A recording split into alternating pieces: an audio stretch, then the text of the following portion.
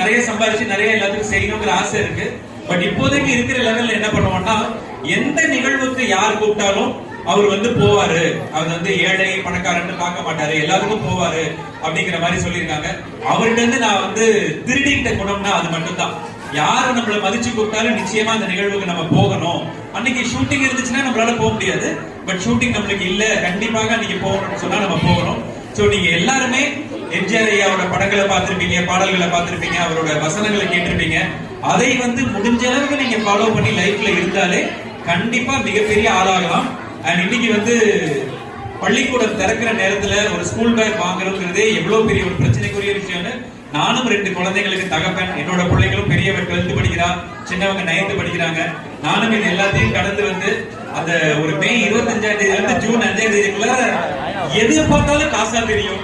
ஒரு பேக பார்த்தா பக்கத்துல அந்த பிரைஸ் டேக் தொங்குறது கண்ணுக்கு தெரியும்.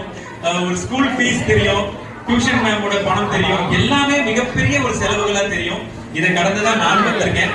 இந்த நேரத்துல ஒரு ஸ்கூல் பேக் கொடுக்கிற இந்த நிகழ்வை எடுத்த இந்த சென்னை தமிழ் ட்ரெண்டிங்க்கு ஒரு மிகப்பெரிய ஒரு கிளாஸ் ஒன்று கொடுப்போம்.